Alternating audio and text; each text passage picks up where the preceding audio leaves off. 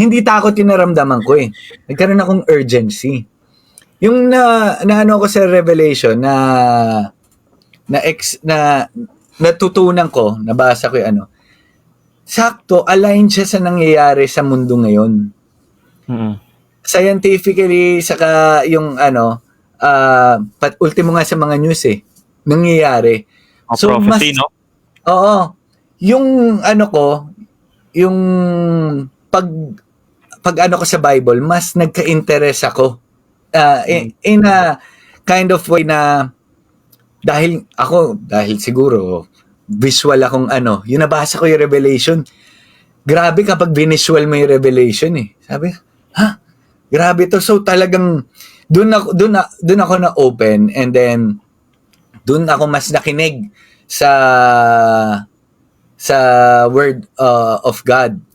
Ngayon, dahan-dahan, di ko namamalayan, yung algorithm ng TikTok ko, puro about kay Jesus na. Kasi kung di nyo lang alam, pwede nyo ibahin yung algorithm nyo eh. Kung ano yung mas pinapanood mo, kung mga pinapanood mo dyan, mga, yung mga sexing sumasayaw, sunod na yun. Mga ganun yung mga mapapanood mo. So, yun nga, may biruan nga kami ng mga kaibigan ko. Patingin nga na algorithm mo. Swipe mo nga yan, mga 10 swipe kung ano yung mga lalabas. Puro alam na. Alam na. Ganun. So, hindi ko na mamalayan, puro ganun. So, dahan-dahan, mas natuto ko about kay Jesus. Then, doon ako basahin ko yung buong Bible. So, talagang ninamnam ko yung buong Bible. Nagsimula ako sa John, sa New Testament.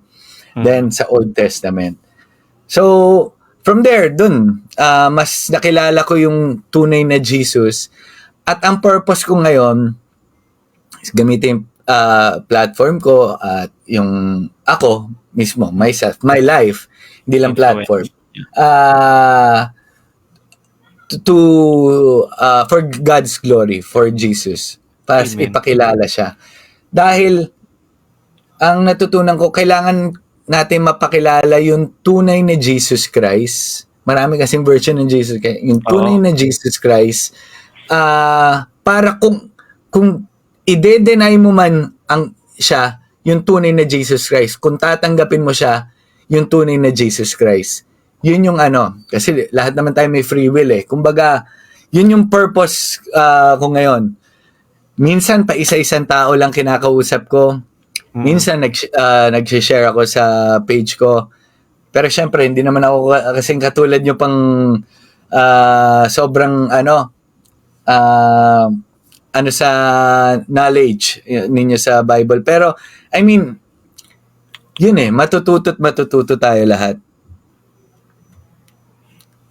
So, Kuya, since, diba, going back doon, Kuya, sa sinabi mo, kasi sa industry na pinagtatrabahuan mo, which is isa kang artista, no?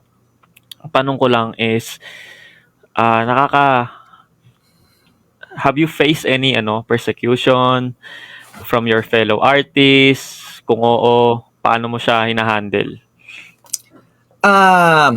Knowing me sa kapwa ko mga artista, nung araw kasi, gabi na kasi ngayon din.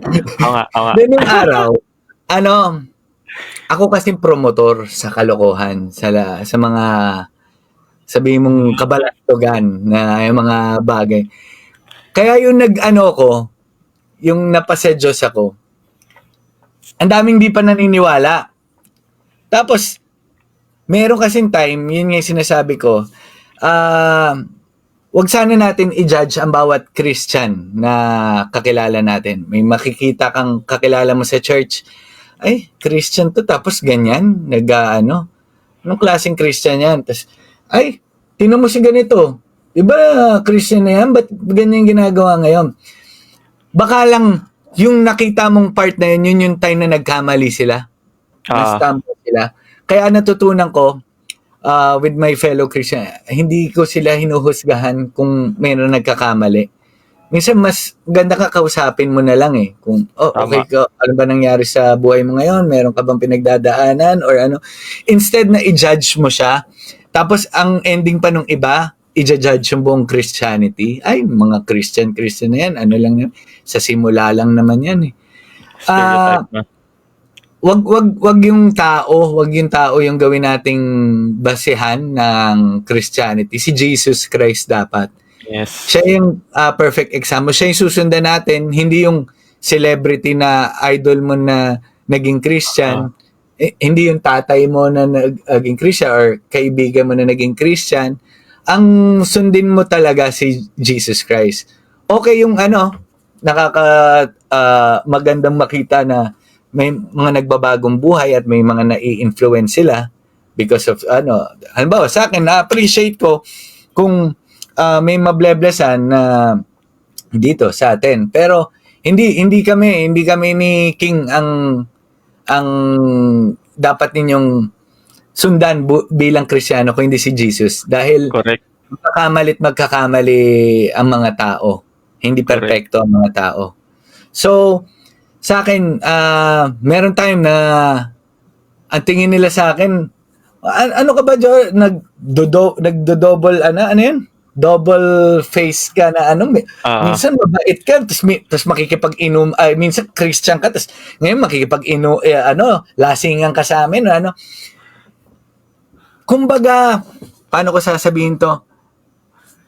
Kapag ikaw merong pinagdadaanan, sin, or ang sabi nga nila, alamin mo nga yung katapat mong sin eh. Sabi, ano ba katapat mong sin? Pride? Lust? Kumbaga... Saka nag-i-struggle. Anger ba? Ngayon, kapag yung sin na yun, lagi mong binabalikan or nagagawa mo ulit. Meron kasi karamihan dyan, naniniwala ko, meron mga isang sin na hindi nila nagagawa at nagagawa pa rin nila kahit ayaw na nila. Mm-hmm. Ang alamin mo kung anong atmosphere mo that time, sino kasama mo that time, ano yung feeling mo that time, nung nagawa mo yung sin na yun. Kasi, never-ending battle na to, hanggang sa mamatay tayo. Kumbaga, ang war natin is not against flesh and blood, but with principalities and spirits. Satan and demonic spirits. Oo. Dahil kung gaano ka pinerperson ni Jesus, si Satan din is like a roaring lion na talagang naghahanap ng i-devour. Kumbaga, i-purpursue ka rin ni Satan. Yes. Maisama lang sa hell. Hindi. Tama. Si Satan, alam na niya kasi papunta na siyang hell eh. So, ang purpose na lang niya dito sa kill, lie, and destroy dito sa mundong to. Correct. Damay-damay na lang to. Yun lang ang purpose niya. Kung sino lang madamay ko, ang idadamay ko yung pinakamahal ng Diyos, tayo. Yun yung purpose lang ni Satan. Kaya kapag alam mo yung mga ganon from afar, mas madali mo ma-distinguish yung pinagdadaanan mo. Yun yung parang sa akin ko, bird's point of view. Kung makikita mo yung love, kung ano yung gospel talaga at ano yung talaga yung purpose ni Jesus. Ayan. Ano talaga yung purpose ni Satan. Tapos yung mas magigets mo yung purpose mo eh. Bakit ka kami nandito? Tama. So since nabanggit mo na yung gospel, kuya. Ito kasi, dito kasi yung foundational truth ng mga Kristiyano. So sa mga nanonood dyan, kailangan maintindihan nyo kung ano yung gospel. Kung ano yung tunay na gospel. Kasi marami na ring version ng gospel ngayon. So, since nabanggit ni Kuya Joros yung gospel,